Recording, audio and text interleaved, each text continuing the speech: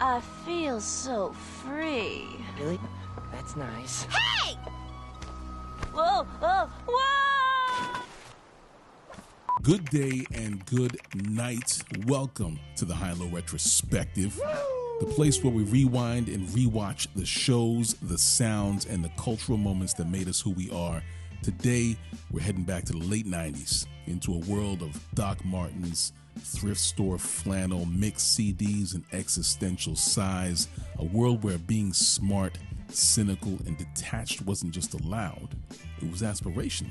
This one's about Daria and how its soundtrack captured the last generation to grow up before the internet swallowed everything. La la la la la. By 1997, MTV was in transition. The network that had once defined youth culture with wall-to-wall music videos was leaning into reality shows like The Real World and Road Rules. Music was still present, but MTV's dominance as the epicenter of music discovery was beginning to fade. Meanwhile, teen TV was everywhere. The WB was making stars out of brooding kids in Dawson's Creek and vampire slayers in Sunnydale.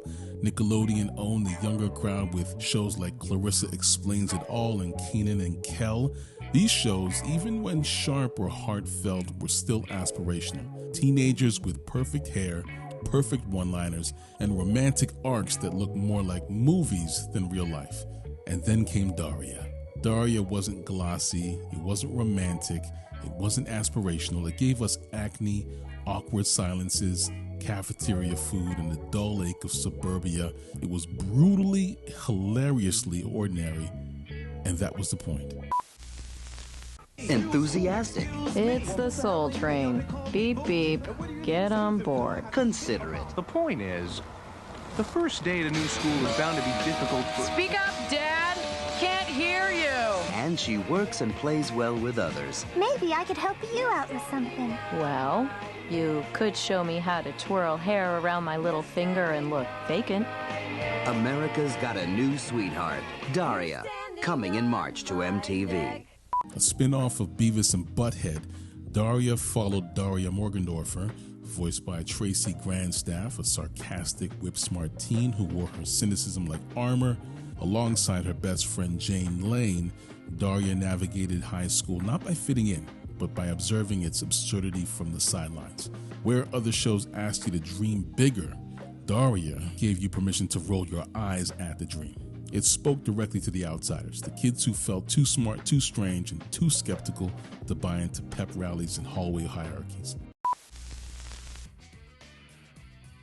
Hey! Watch it, spatula geek. The character of Daria was originally created by MTV's Abby Terkuhle, the senior vice president and creative director at MTV Animation. Terkuhle first conceived of Daria Morgendorffer as a smart female foil of Beavis and Butt-Head, as I mentioned before. She saw the gap for a character who could observe, critique, and undercut the chaos around her. While Terkuhle originated the spark, the show that followed was shaped by Glenn Eichler and Susie Lewis Lynn, who Terkuhle approached with the idea, and they took that spark and built an entire world around it. Eichler, who had been a story editor on Beavis and Butt-Head, became Daria's showrunner, while Lynn, who had produced the parent series, came on as co-creator and producer.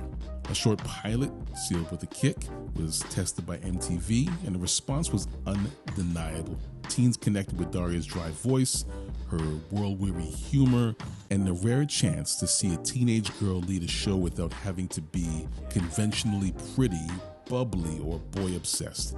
MTV gave it the green light, and in 1997, Daria premiered as one of the most unlikely but enduring animated series in its history.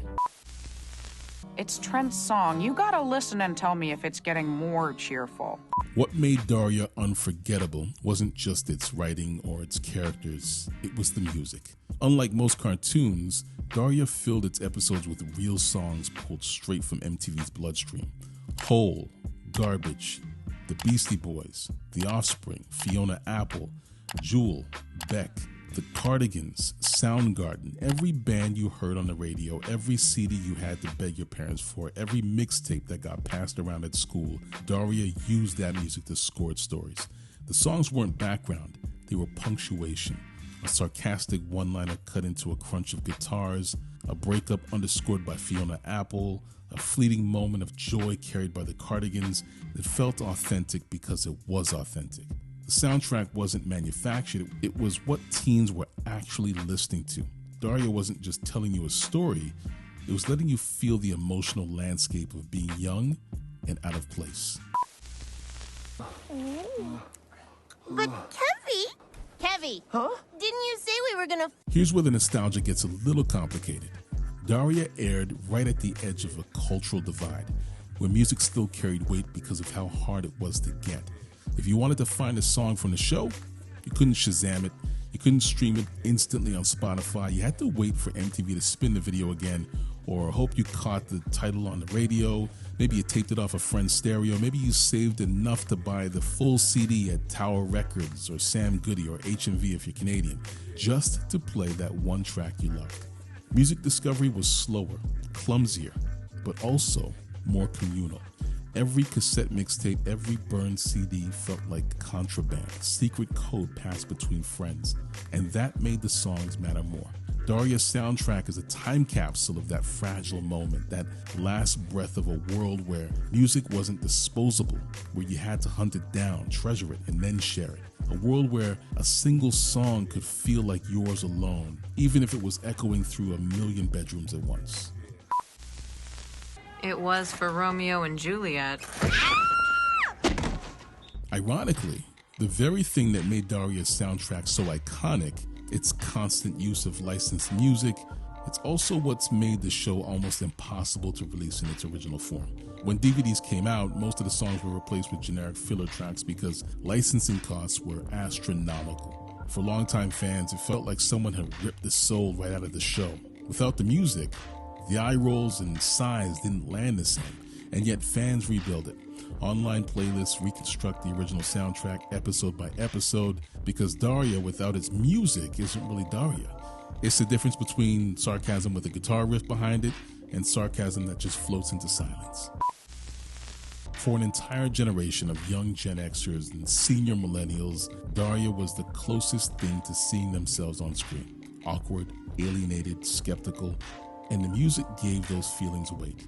Shows that came later, like Skins, Euphoria, Stranger Things, they all owe something to the way Daria used soundtracks as emotional maps, but none of them quite captured the liminal space of being the last analog teens, coming of age just before the internet rewired everything. So, that's the high and low retrospective on Daria, a cartoon that wasn't really for kids, a soundtrack that wasn't just background noise, and a generation caught between mixtapes and megabytes, growing up right before the world went digital. Daria reminded us that music wasn't just entertainment. It was identity. It was survival. It was a diary we couldn't write and the friends we didn't have. Thanks for watching this one. I appreciate it. Like, comment, share, and subscribe for more deep dives into the shows, the music, and the characters that made us who we are.